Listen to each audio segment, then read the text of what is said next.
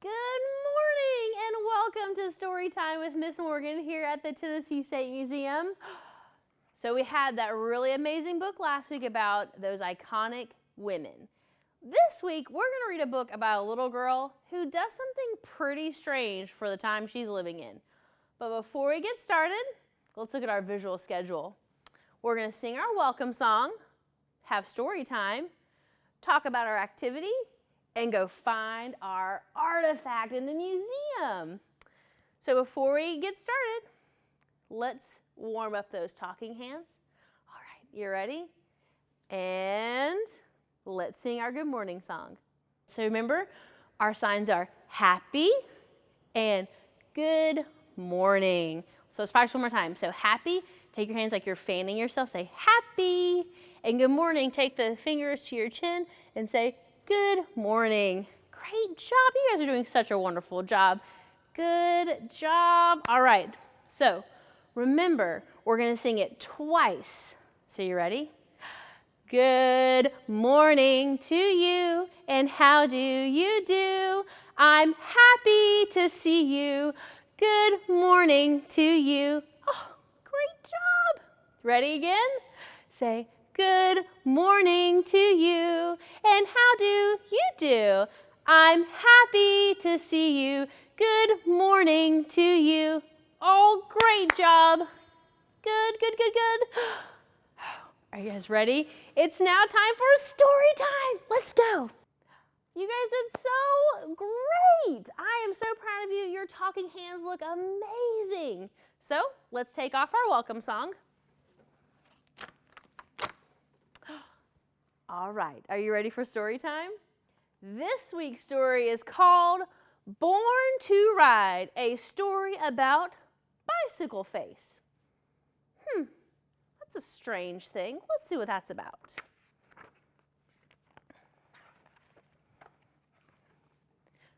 This is a cool thing. It has a quote at the very beginning. Let's see what it's about. Let me tell you what I think of bicycling. I think it has done more to emancipate women than anything else in the world. I stand and rejoice every time I see a woman ride by on a wheel. Susan B. Anthony. I think we've heard that name before. That's right. She was a leader in the suffrage movement. I wonder if that gives us a clue about our story. Let's see. Wow, look at this town. Look at that. Look at all those boys and men riding bicycles. I wonder where the girls are. In Rochester, New York, in the year 1896, girls and women lived by a long list of things they were told not to do. They were not to vote, for example. That was against the law. They were also told not to wear pants or ride a bicycle. Louisa Belinda Bellflower had a mind to ride a bicycle no matter what anyone might say. Her brother Joe had been given a brand new Van Cleve, and riding it looked like a whole lot of fun. Ooh, look at that shiny new bicycle right there. This was Louisa Belinda Bellflower's everyday outfit. Not comfortable, I think you will agree. This was Joe's outfit for every day. Also, not comfortable, but at least one could cartwheel in it. Louisa Belinda cast aside her skirts and put on her brother's pants. Teach me to ride, she said. What will Mother say? Joe asked. She needn't know, said Louisa Belinda. Wait, what's their mom doing in here? Let's see what this says. Ballots for both. Votes for, ooh, that's the first three letters of the word woman. Oh, I wonder if their mom's a suffragist. But what about, Joe lowered his voice, bicycle face? It's real, you know. Everyone says so, even Dr. Brown. He says girls aren't strong enough to balance, that your eyes will bulge and your jaw will close up from the strain of trying, maybe forever. Oh my goodness, that sounds terrible. Louisa Belinda had heard the rumors. She considered for a moment. She had lovely eyes, and how would she eat with a closed-up jaw? But Joe's eyes did not bulge. His jaw had not closed up, and she could balance the length of a fallen log just the same as he could. Nervous, she said anyway, I was born to ride. Joe was a good teacher, patient and clear in giving instructions. Even so, Louisa Belinda fell. Do you think maybe she'll get back up and try again? Let's see. Yep, and fell again, and again, and again, and again.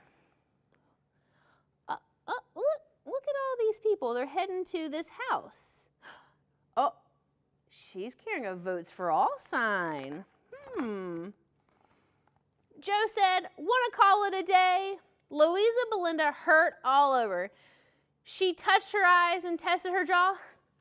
How's my face? Same as ever, Joe said. Louisa Belinda sighed, relieved. A very large part of her wanted to give up, to go inside for tea and cake and a hot bath. But if she gave up now, would she ever try again?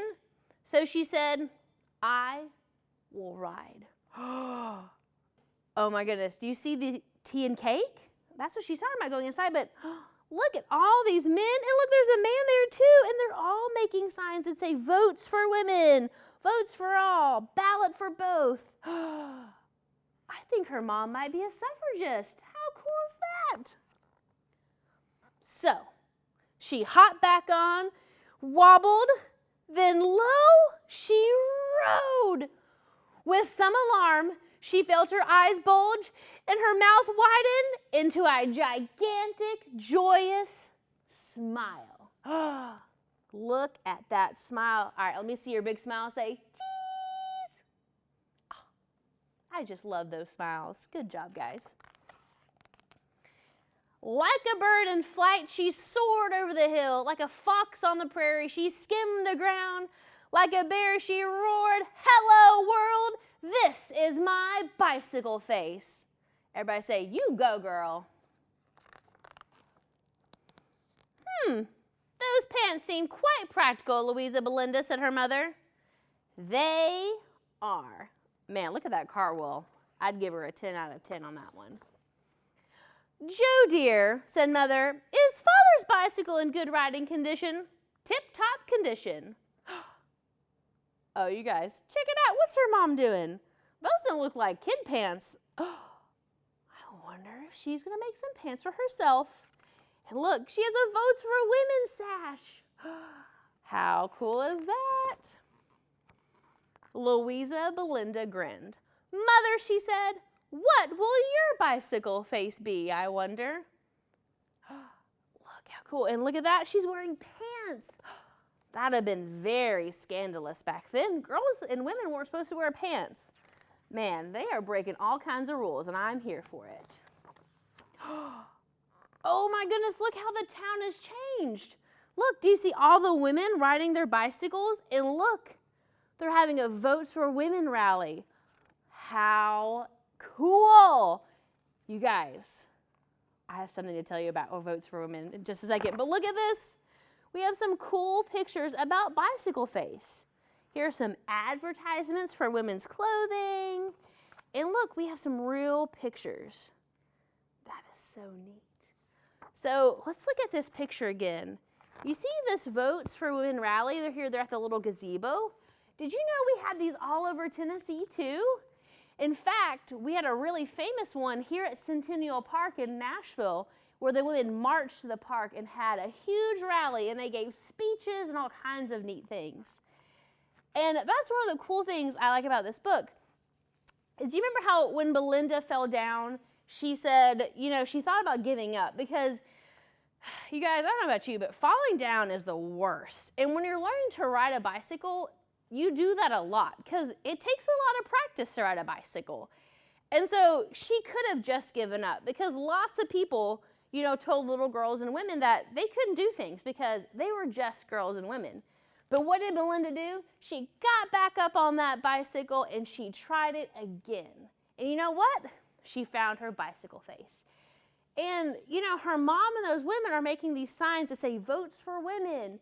And there was a time when people like Susan B. Anthony and Lucy Stone and people like eventually like Ida B. Wells and Frankie J. Pierce and Carrie Chapman Catt, that lots of people will tell them, you know what, ladies, you should just give up. You don't need the vote. But you know what? Just like our friend right here, they got back up and they continue to fight for the right to vote.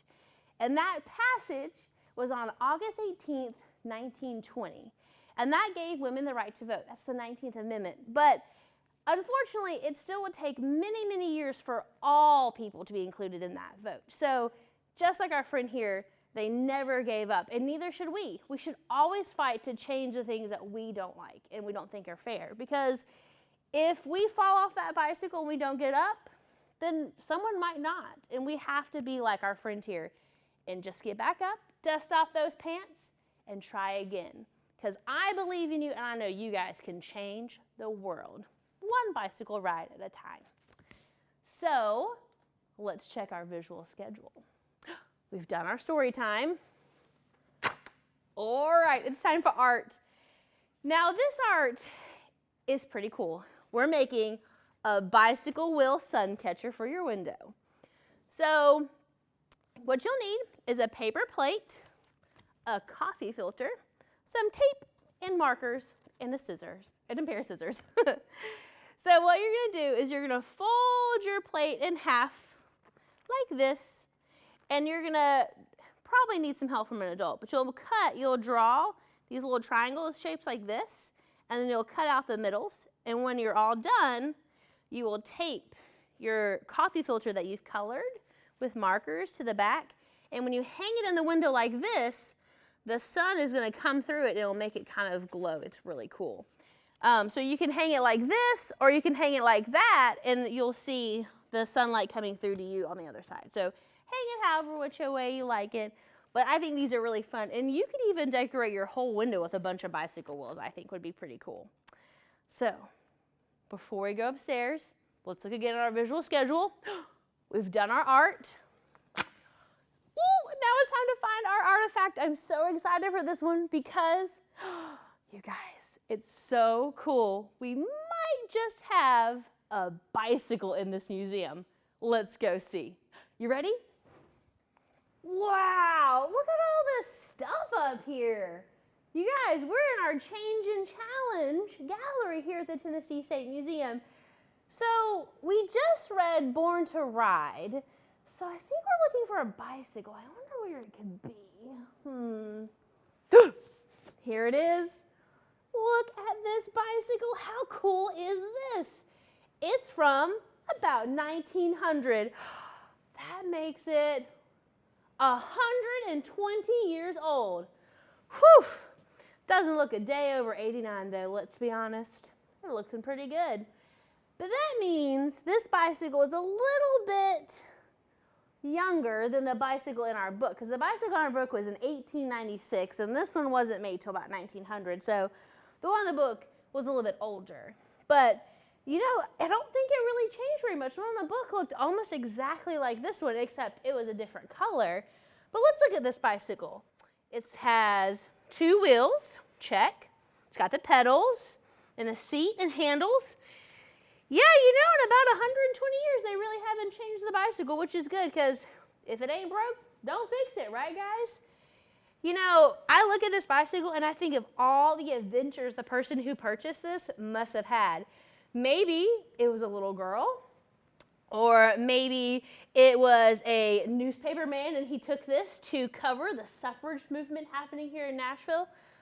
I don't know. That's a really cool thing though. Use your imagination and come up with a story for who may have owned this bicycle. That might be a really fun activity to do.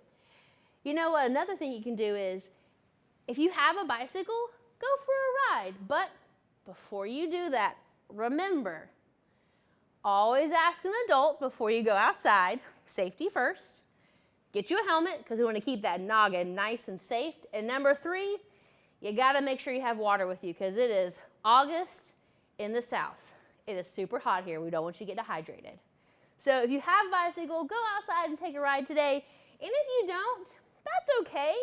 You could take a walk today. Go look for some cool things out in your neighborhood. I think it's just a fun day to get outside and do a little outdoor activities. So I hope you guys have fun. Let's take one more last look at this bicycle. She's a beauty. So you guys, I've enjoyed showing you our artifact for the day, and guess what? I'll see you next week at Storytime with Miss Morgan. Bye, everybody.